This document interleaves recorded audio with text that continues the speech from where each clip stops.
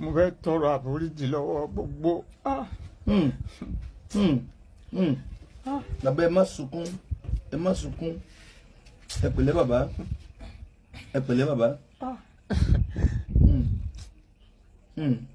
ẹ má sunkún bàbá, àwọn èèyàn ń gbọ́ yín sà. Àwọn tí mo bá ṣẹ̀ mo fẹ́ kán dáríjì mi.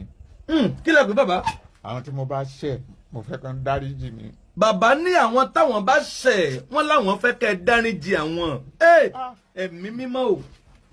Wọ́n ní kó gbà ṣẹ̀ṣẹ̀. Torí ìgbà tí mo wà léwe, musician ni mí. Ìgbà tẹ́ wà léwe musician ni yín. Tó yẹ pé ọmọ bọ́ì ni. Ọmọ bọ̀yì.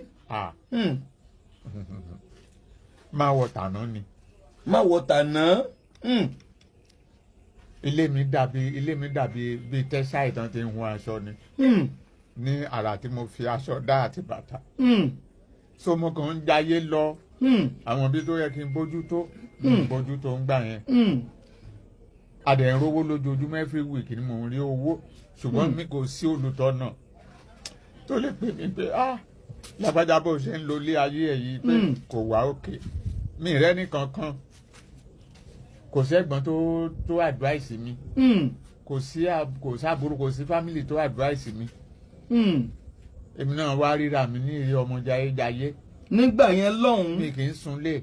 Ilé mi tí n bá fẹ́ lọ change ni mo máa lọ lé. Tí n bá dẹ̀ ti change aṣọ tí màá tún lò fọ́sẹ̀ kan màá ti kó dání. So ẹ jọ̀ọ́ torí Ọlọ́run gbogbo ọmọ Nàìjíríà gbogbo ẹni tí mo bá ṣẹ̀ yálà mo mọ̀ àbí mi ò mọ̀ ẹ jọ̀ọ́ ẹ dáríjì mi.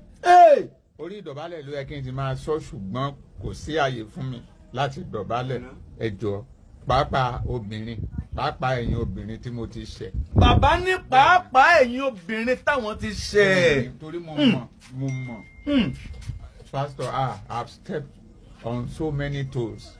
You have stepped on so many toes. Especially lórí obìnrin. Especially lórí obìnrin. Because girlfriends are uncountable. So mi lè mọ èyí tí mo ṣẹ̀. Mi lè mọ èyí tí mi ò ṣẹ̀. So nílùú òyìnbó ni I don't know. Mo fẹ́ yàn nílùú òyìnbó náà tó dẹ̀ bímọ. Àtẹ̀yìn ẹ̀gá àtọmọ mi rí wọn. Ẹ jọ̀ọ́ ẹ dáríjì mi ẹ jọ̀ọ́ ẹ dáríjì mi kẹ́ ẹ gbàdúrà fún mi. Ìgbà ẹ̀mọ́ ni. I am now a changed person. Ẹ jọ̀ọ́ ẹ dáríjì mi.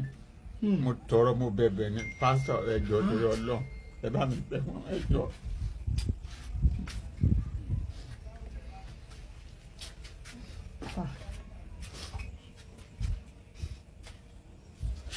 Gbogbo ẹni tó ń gbọ́ wa ní ìrọ̀lẹ́ yìí tẹ́ bá rántí ọ̀rọ̀ tí mo kọ́ sọ fún bàbá lálẹ́ tá a lọ gbé wọn ní ọjọ́ Sátọ̀dé gbà tá à ń ṣe